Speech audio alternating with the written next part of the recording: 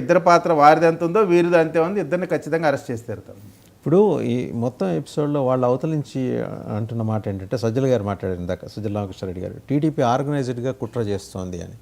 కుట్ర ఇది అంటే ఇప్పుడు ఆర్గనైజ్డ్ కుట్ర అనేది ఏంటి అనేది నిన్న ఆ ఈవెంట్ అంటే ఆ టీవీలో వచ్చినటువంటి ఆ స్టోరీయే అర్థమవుతా ఉంది. దానికి ముందర మీరు సూక్ష్మంగా గమనిస్తే జగన్మోహన్ రెడ్డి గారు ఎప్పుడైతే రాజధాని అమరావతి ప్రాంతం డెవలప్ అవుతూ ఉందో, నిధులు వస్తూ ఉన్నాయో, వెంటనే ప్రెస్ మీట్ పెట్టల్లా 500 ఎకరాలు చాలు, ఇక్కడే ఎక్కడో పక్కన నాగార్జున యూనివర్సిటీనో లేకపోతే ఆ గుంటూరు విజయవాడ మధ్యలో ఎక్కడో ఒక 500 సర్దుకొని వాడుకోండి, అడుక్కి 3000 4000 2000 పెట్టి చేస్తే అయిపోయేదానికి మీరు ఎందుకు ఇంత పెద్ద స్టేజ్లో మీరు చేస్తూ ఉన్నారు, ఇదంతా కరెక్ట్ కాదు అనేటువంటి, అంటే రాజధాని మీద ఏ లైన్ అయితే జగన్మోహన్ రెడ్డి గారు తీసుకున్నారో, రాజధాని మీద ఏ రకంగా అయితే, అంటే జగన్మోహన్ రెడ్డి గారు ఆ భాష వాడలేదు, కానీ ఆయన అనుయాయులు మొత్తం అధికారంలో ఉన్నప్పుడు ఏ భాష మాట్లాడారో ఇప్పుడు కూడా వారికి సంబంధించిన నాకు సంబంధం లేదు అంటే ఎట్లా కుదిరిద్ది?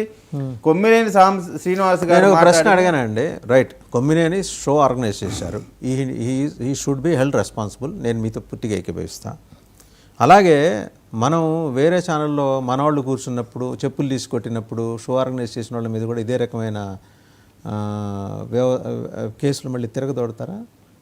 అప్పుడు కేసులు పెట్టలేదు. ఒకవేళ కేసు పెట్టుంటే చట్ట ప్రకారం చర్యలు తీసుకొని ఉండేవాళ్ళు. అప్పుడు అది జరిగింది కూడా మీ గవర్నమెంట్ ఉన్నప్పుడు, వైఎస్ఆర్ కాంగ్రెస్ పార్టీ గవర్నమెంట్, మీ గవర్నమెంట్ కాదు. సరే, నేను వైఎస్ఆర్ కాంగ్రెస్ పార్టీ అధికారంలో ఉన్నప్పుడు జరిగిన ఈవెంట్ గురించే మీరు మాట్లాడుతూ ఉన్నారు. అప్పుడు వారు చేయాల్సినటువంటి చట్ట ప్రకార కార్యక్రమాలు అది నిజంగా వారి అంత ఇప్పుడు మాత్రమే అంత ఆక్షేపణీయంగా మీరు దాన్ని, ఇప్పుడు కొమ్మినేని గారు అన్న మాటకి కొలికిపూడి ఆ రోజు చెప్పులతో కొట్టిన దానికి ఎక్కడా కూడా సంబంధం లేదు. ఒకదానికి పరస్పర విరుద్ధమైనటువంటి ప్రదేశాలు. ఎందుకంటే ఆ రోజు జరిగింది, అది కూడా ఒక జర్నలిస్ట్ సమక్షంలో జరిగింది, ఇది కూడా ఒక జర్నలిస్ట్ సమక్షంలో జరిగింది. కానీ అక్కడ జరిగింది సార్, అక్కడ జరిగింది ఏంటి? ఆ రోజు బీజేపీ లీడరు ఏమన్నాడు? పెయిడ్ ఆర్టిస్టులు అమరావతి ప్రాంత ఉద్యమం చేసే ఆ మాట అన్న క్రమంలో ఆ రోజు కొలికిపూడి చేశాడు. దాన్ని ఎవరేమి బాగా చేశాడని చెప్పి ఎవరు అన్నట్లు ఆయన అన్నమాట దానికి సంబంధించి. అయితే ఇక్కడ స్పెసిఫిక్ గా మీరు పిలిచి ఇక్కడ స్పెసిఫిక్ గా మహిళల గురించి డైరెక్ట్ గా, అంటే ఆంధ్రప్రదేశ్ యొక్క బ్రాండ్ ఇమేజ్ తో పాటు మహిళల గౌరవాన్ని అవమానకర రీతిలో ఆ వర్డ్ ఉపయోగించి మాట్లాడటం అనే దానికి కొలికిపూడిదో లేదా ఇంకోటో ఆవేశపూరితంగా ఎక్కడన్నా మాట అరే ఒరే అనుకున్న మాటలు వాటికి దీనికి కంపేర్ చేయడానికి అవకాశమే లేదు. అవన్నీ కూడా ఒక సపరేట్ ఇష్యూ. ఇది కేవలం ఇది పర్టికులర్గా చెప్పు తీసుకొట్టిందని మీరు పెద్ద పట్టించుకోవాల్సిన అవసరం లేదంటారు.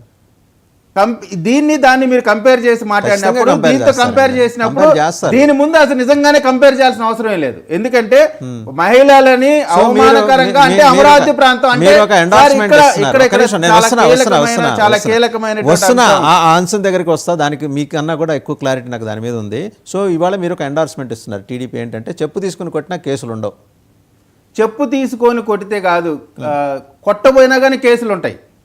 కొడితేనే కాదు, కొట్టబోయినా కానీ కేసులు ఉంటాయి. కానీ ఆ సంఘటన జరిగిన సమయంలో వైఎస్ఆర్ కాంగ్రెస్ పార్టీ అధికారంలో ఉండగా వారు ఏమన్నా చర్యలు తీసుకున్నారా? లేదు.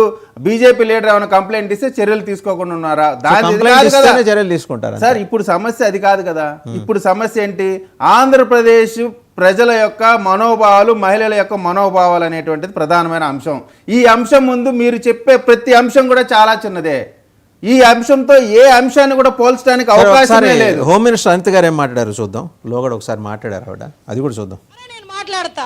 విజయలక్ష్మి గారిని ఏమని పిలుస్తారమ్మా? అందరూను విజయమ్మ.